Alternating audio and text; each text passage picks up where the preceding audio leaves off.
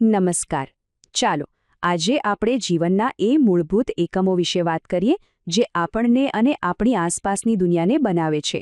આ છે જૈવિક અણુઓ.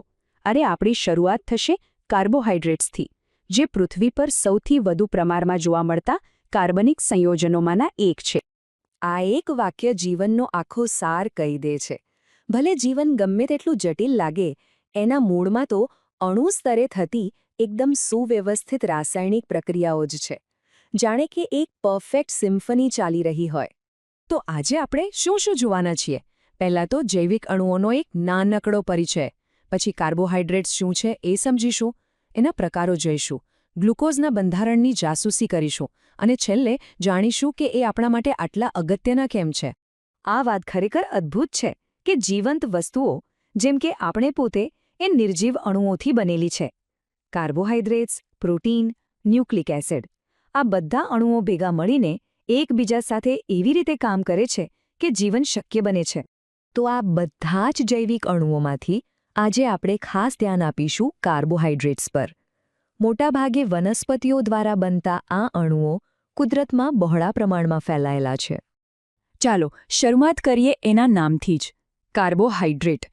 આ શબ્દ આવ્યો ક્યાંથી અને એનો અર્થ શું થાય છે એ જાણવું બહુ જ રસપ્રદ છે.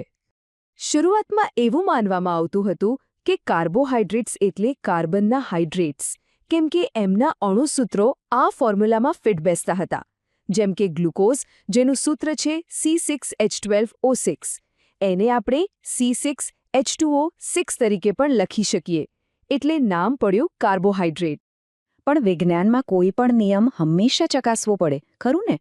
તો સવાલ એ થયો કે શું આ સૂત્રમાં ફિટ થતા બધા જ સંયોજનો કાર્બોહાઈડ્રેટ છે? અને શું બધા કાર્બોહાઈડ્રેટ્સ આ સૂત્રને અનુસરે છે? ચાલો જોઈએ. અને અહીંયા જ આ નિયમ તૂટે છે. જુઓ, એસિટિક એસિડ એટલે કે CH3COOH, એનું સૂત્ર C2H2O2 બને છે, પણ એ કાર્બોહાઈડ્રેટ નથી. બીજી બાજુ રેમનોઝ, જે એક કાર્બોહાઈડ્રેટ છે, એનું સૂત્ર C6H12O5 છે, જે પેલા જૂના નિયમમાં બંધ બેસતું નથી. એનો મતલબ કે પેલી જૂની વ્યાખ્યા અધૂરી હતી. એટલે વૈજ્ઞાનિકોએ એક નવી, વધુ સચોટ વ્યાખ્યા આપી, જે એના રાસાયણિક બંધારણ પર આધારિત છે. સરળ ભાષામાં કહીએ તો કાર્બોહાઈડ્રેટ્સમાં ઘણા બધા હાઇડ્રોક્સિલ એટલે કે OH સમૂહો હોય છે, અને સાથે એક એલ્ડિહાઇડ, CHO અથવા કીટોન ડબલ ક્લિક CO સમૂહો હોય છે. આ વ્યાખ્યા વધુ પાક્કી છે. તો ચાલો હવે આ કાર્બોહાઈડ્રેટ્સના વિશાળ પરિવારને થોડો નજીકથી ઓળખીએ. એમને એમના કદના આધારે અલગ અલગ જૂથમાં વહેંચવામાં આવે છે. આને એકદમ સરળ રીતે સમજીએ. મોનોસેકેરાઇડ એટલે જાણે કે એક ઈંટ, એ સૌથી નાનો મૂળભૂત એકમ છે. ઓલિગોસેકેરાઇડ એટલે 2 થી 10 ઈંટોથી બનેલી એક નાની દિવાલ. અને પોલિસેકેરાઇડ એટલે હજારો ઈંટોથી બનેલી એક આખી ઇમારત. આ બધાના નામ પાછળ સેકેરાઇડ લાગે છે, જે ગ્રીક શબ્દ શર્કરા પરથી આવ્યો છે. હવે આપણે વાત કરીશું સૌથી પ્રચલિત મોનોસેકેરાઇડ એટલે કે ગ્લુકોઝની. એ પૃથ્વી પર સૌથી વધુ પ્રમાણમાં મળતો કાર્બનિક સંયોજન છે. અને એનું બંધારણ કેવી રીતે શોધાયું એ કોઈ જાસૂસી કથાથી ઓછું નથી.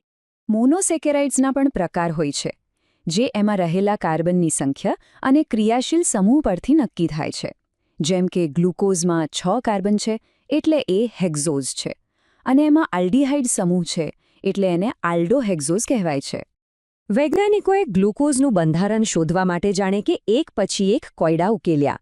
દરેક પ્રક્રિયાએ એક નવો પુરાવો આપ્યો. HI સાથેની પ્રક્રિયાથી ખબર પડી કે 6 કાર્બન એક સીધી લાઇનમાં છે.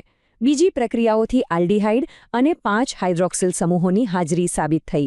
અને આ બધા પુરાવાઓને જોડીને ગ્લુકોઝનું એક ખુલ્લી શૃંખલાવાળું બંધારણ તૈયાર થયું. પણ પછી એક મોટો સવાલ ઊભો થયો.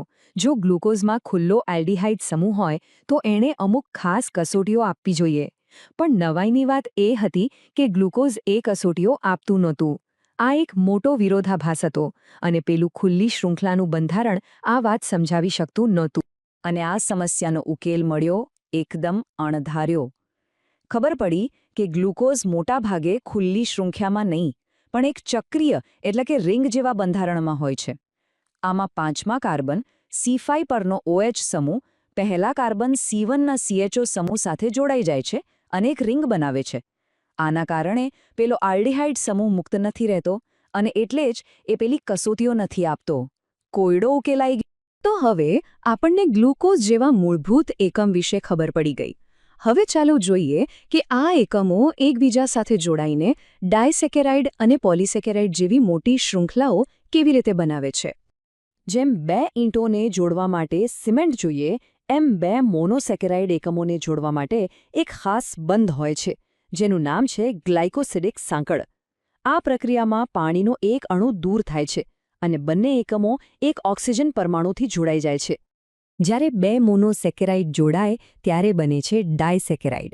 આપણા રોજિંદા જીવનમાં પણ આવા ઉદાહરણો છે, જેમ કે સુક્રોઝ એટલે કે આપણી ખાંડ, માલ્ટોઝ જે ધાન્યમાં હોય છે અને લેક્ટોઝ જે દૂધમાં હોય છે. હવે અહીંયા એક બહુ જ રસપ્રદ વાત છે. સ્ટાર્ચ અને સેલ્યુલોઝ બંને ગ્લુકોઝના જ બનેલા છે. હજારો ગ્લુકોઝના અણુનો જોડાઈને બને છે. તો પછી બંને આટલા અલગ કેમ છે? કારણ છે માત્ર એક નાનકડો ફેરફાર. સ્ટાર્ચમાં આલ્ફા ગ્લુકોઝ જોડાયેલા હોય છે, જેને આપણે પચાવી શકીએ છીએ, જ્યારે સેલ્યુલોઝમાં બીટા ગ્લુકોઝ જોડાયેલા હોય છે, જેને આપણે પચાવી શકતા નથી. આ એક નાનકડો ફેરફાર એકને ઊર્જાનો સ્ત્રોત બનાવે છે અને બીજાને લાકડા જેવો મજબૂત પદાર્થ. તો પ્રાણીઓ શું કરે છે? પ્રાણીઓ ઊર્જાનો સંગ્રહ ગ્લાયકોજનના રૂપમાં કરે છે. એ પણ ગ્લુકોઝનો જ પોલિમર છે, પણ એ સ્ટાર્ચ કરતાં પણ વધુ શાખાઓવાળો હોય છે. આ ગ્લાયકોજન આપણા યકૃત અને સ્નાયુઓમાં જમા થાય છે. આટલું બધું જાણ્યા પછી હવે એ સવાલ પર આવીએ કે આખરે આ કાર્બોહાઈડ્રેટ્સ આપણા માટે અને આખી દુનિયા માટે આટલા જરૂરી કેમ છે? એમની ભૂમિકા શું છે? જુઓ, કાર્બોહાઈડ્રેટ્સ દરેક જગ્યાએ છે. એ આપણા ખોરાકનો મુખ્ય ભાગ છે, જે આપણને ઊર્જા આપે છે. વનસ્પતિઓમાં સેલ્યુલોઝ તરીકે એમને માળખું પૂરું પાડે છે, જેનો ઉપયોગ આપણે ફર્નિચર, કપડાં અને કાગળ બનાવવા માટે કરીએ છીએ. અને એટલું જ નહીં, આપણા DNA અને RNA જેવા જીવનના મૂળભૂત અણુઓમાં પણ તે હાજર છે. फ्रेंड्स, इस वीडियो को पूरा देखने के लिए आज ही फ्लेक्सी टीचर ऐप सब्सक्राइब करें, जहां आपको मिलेंगे animated videos, digital books, text book solutions, notes, DPP और क्विज. और हाँ, flexi teacher app mobile, TV और कंप्यूटर पर अवेलेबल है. और अगर आपके पास इंटरनेट नहीं है तो तुरंत ऑफलाइन सेट टॉप बॉक्स के लिए संपर्क करें. Flexi teacher, the one you needed.